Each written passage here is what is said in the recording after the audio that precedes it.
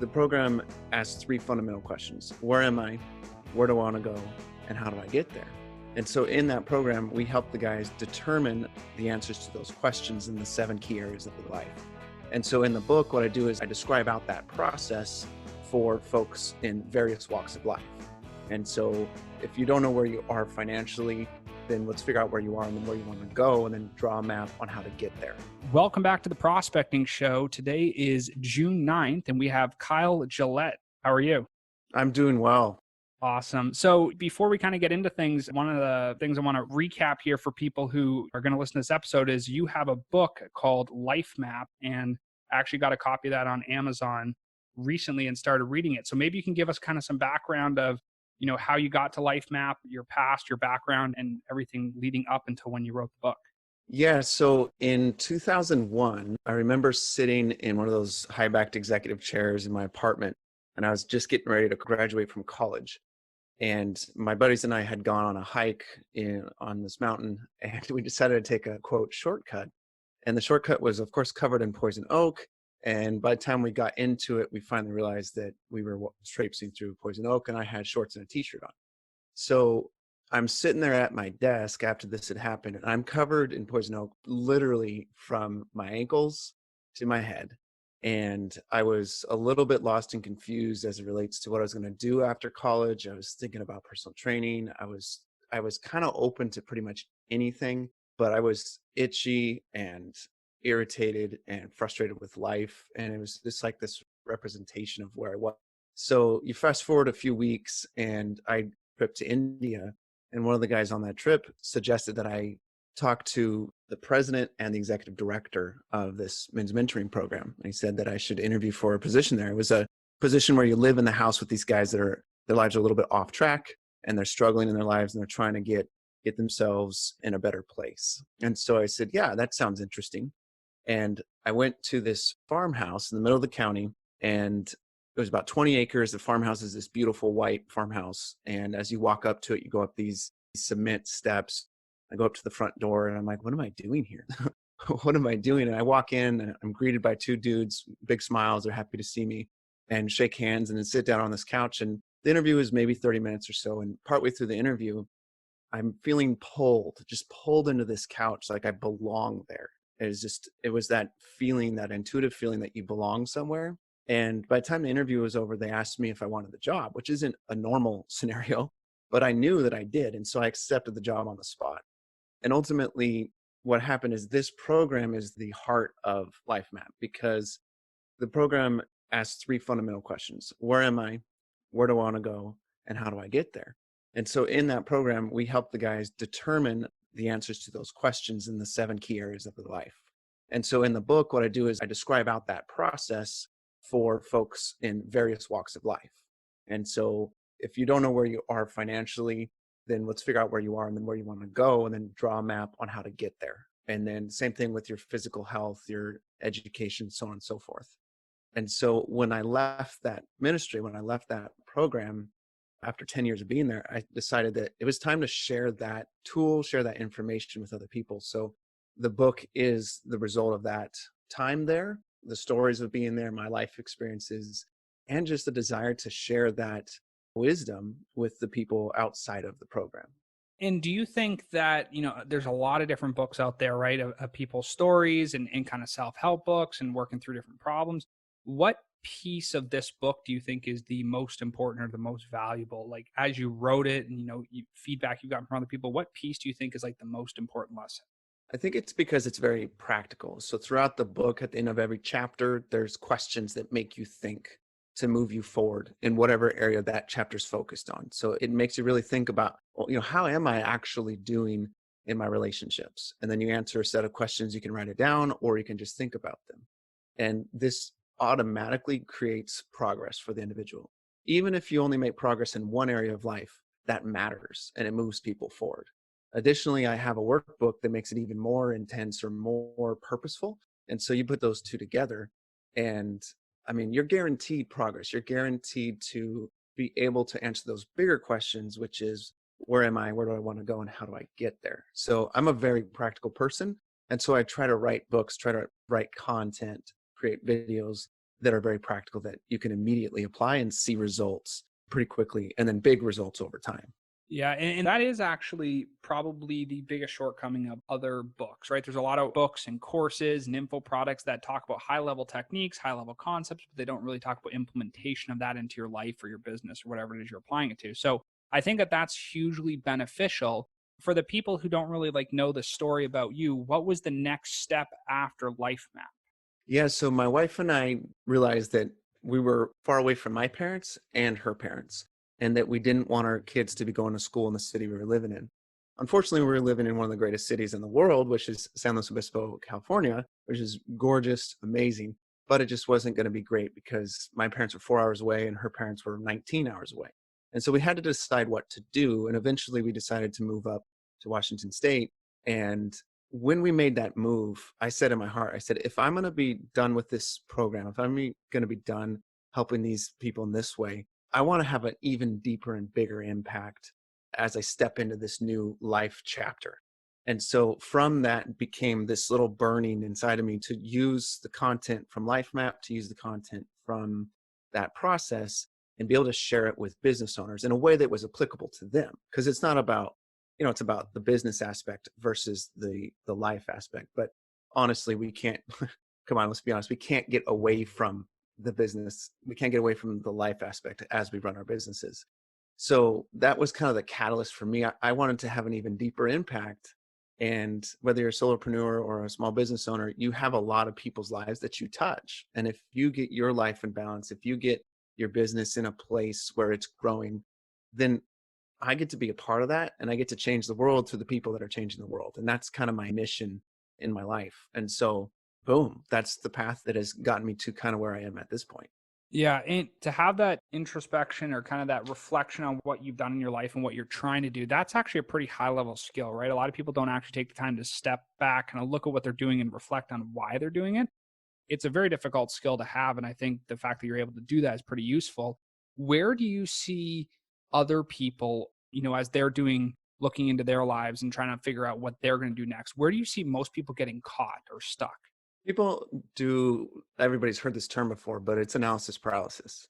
People think and think and think and research and research. It's so easy to go online and research anything and everything. And so some people research to the point where they wrap themselves up into some anxiety. Some people research themselves to the point where they can't make a decision because they see way too many options.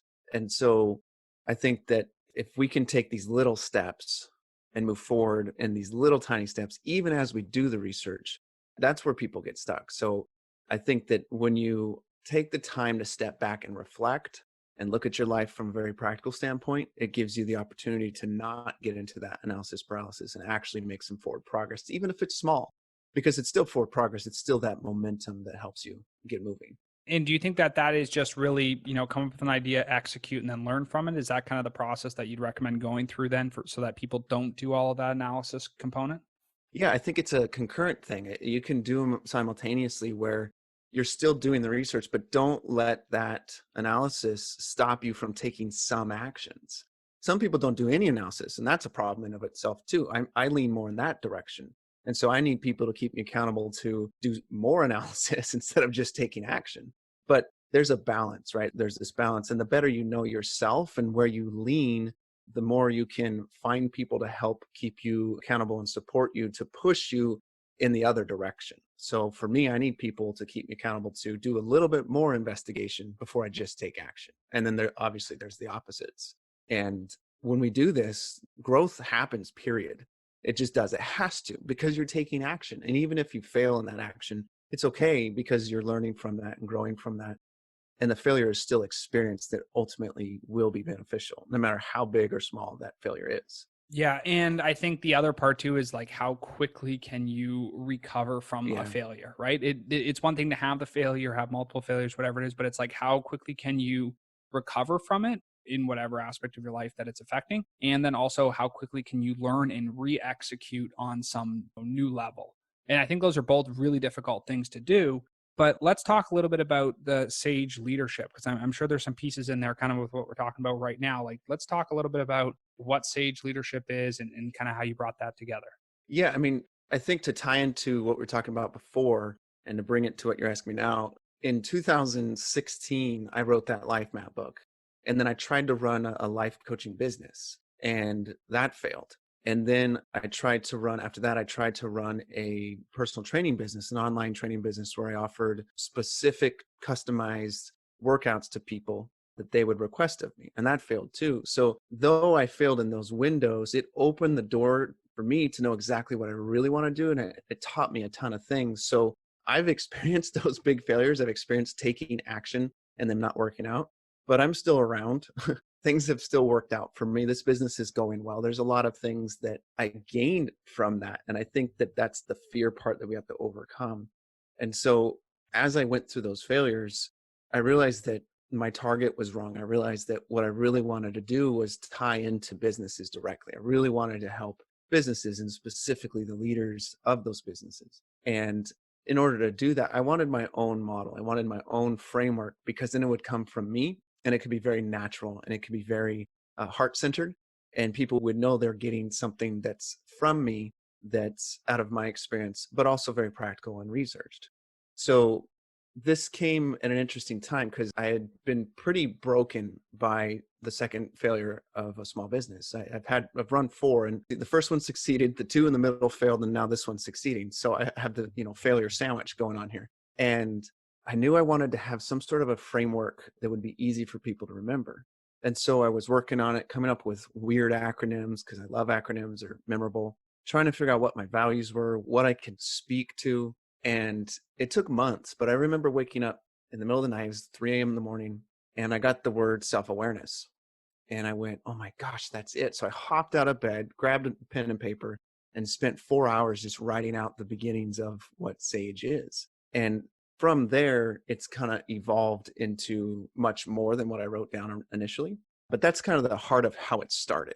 And so, where do you see the differences between Sage and LifeMap? I know there's this chronological, you wrote the book and then you kind of progressed through the business, had the two failures, and then kind of came back out with Sage. But what is the anchor point between those two concepts, the book and the Sage leadership, that kind of crosses over between the two?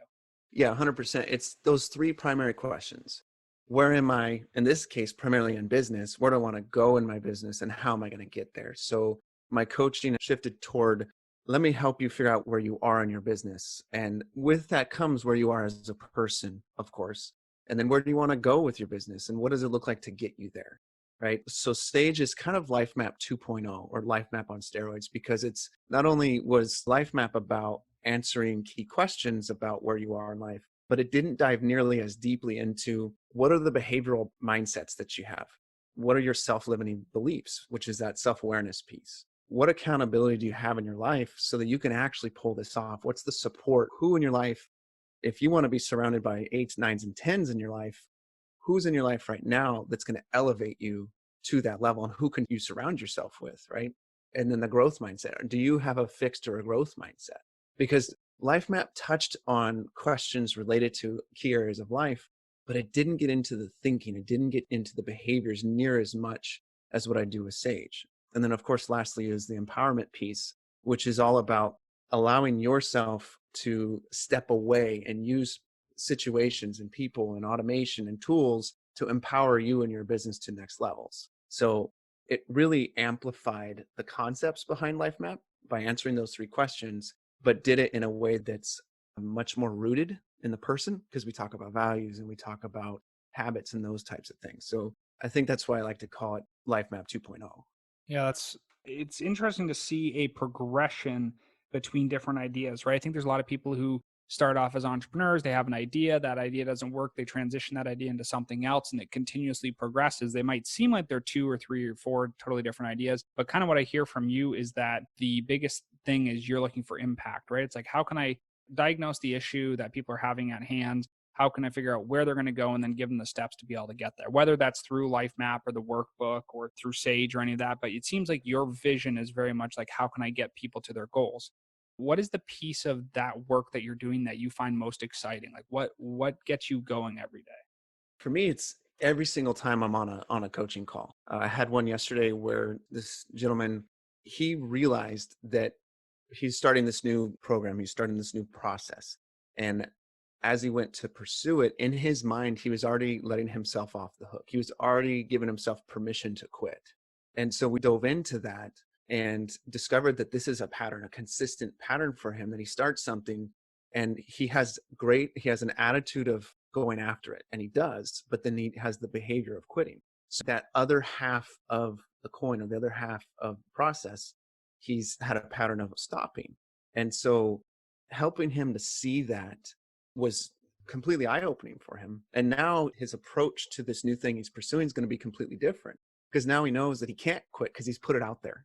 And having those type of insights on a consistent basis with my client is what gets me to get on the phone, to be on Zoom, to have those conversations, because that's going to pay dividends for the rest of his life. And you can't even put a number on the value of that, but it can have a number on it, which is cool too, because when he finishes this program, it's going to open up crazy possibilities for him. So that's really motivating for me. And that happens frequently, to get that deeper insight, which unlocks all kinds of potential for people. Yeah, and where do you see, now that you've had more experience with kind of matching the two programs like Sage and LifeMap, and having people go through that different mindset change, what do you see the future of what you're doing? What do you think it's going to be? Is it one-on-one coaching? Is it group consulting? Is it writing more books? Is it info products? Like, where do you see yourself really going over the next maybe 10 years with everything you've put together?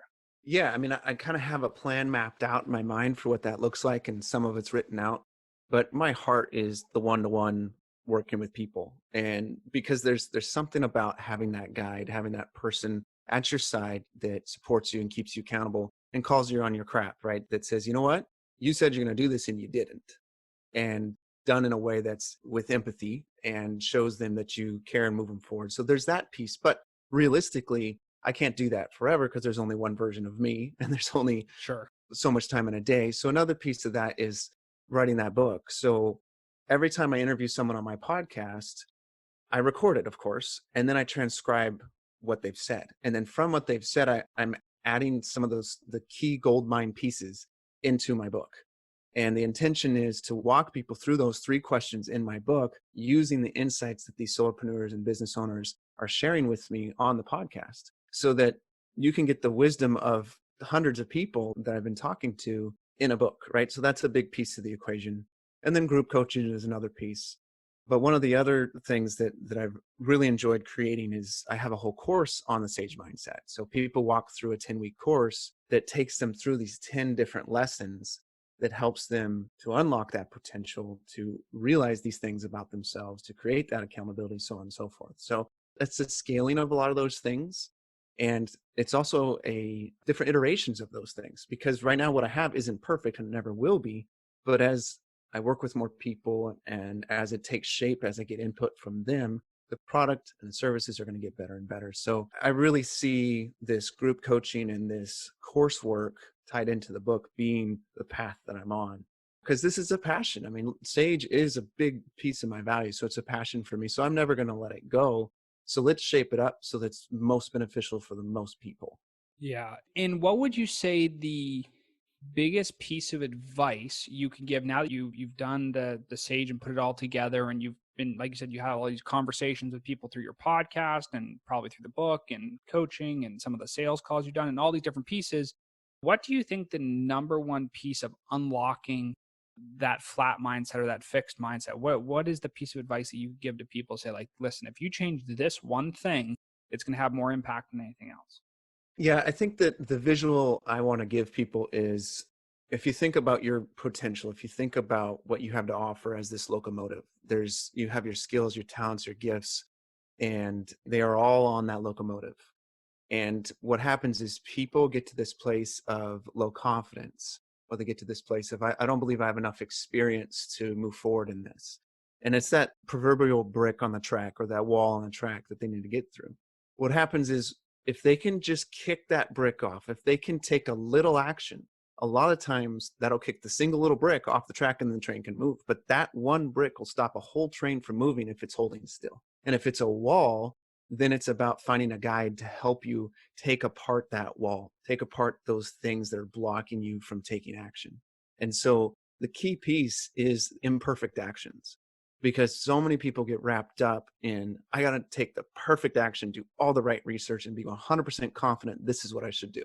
You're never going to get there. So, what is that imperfect action you can take today? The Sage Mindset concept in my podcast is about what's a little mindset shift or a little behavioral shift you can make today that will create massive change for the rest of your life or for the future. So, having a conversation with someone about what you want to do, and that starts to build momentum, then do that.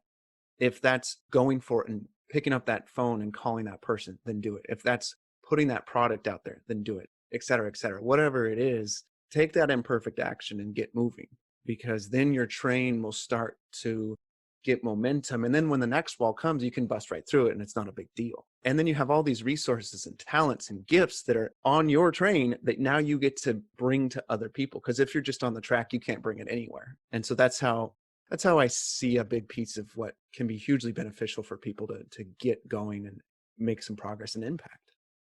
Yeah. And so to kind of like tie everything together and kind of wrap it up, because I like to keep all these episodes short and like really impactful, how should somebody reach out to find you? I know we got LifeMap on Amazon that people can go out there and purchase it directly from Amazon. But if they want to learn more about Sage leadership, one-on-one, chatting with you, what is the best way for these people to reach you directly?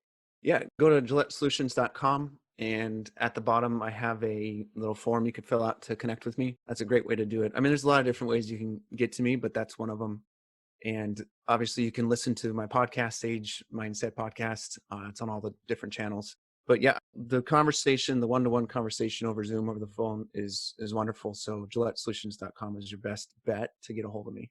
Awesome. Well, I really appreciate you coming on the show and kind of sharing your background, the book, your story, the programs you have in place now, and kind of your experiences. Super wonderful. Anyone who's looking, for a good read here, I myself am reading LifeMap right now, just getting started with it. So check it out on Amazon. And thanks a lot for coming on the show. Yeah, thanks for the opportunity. I appreciate it.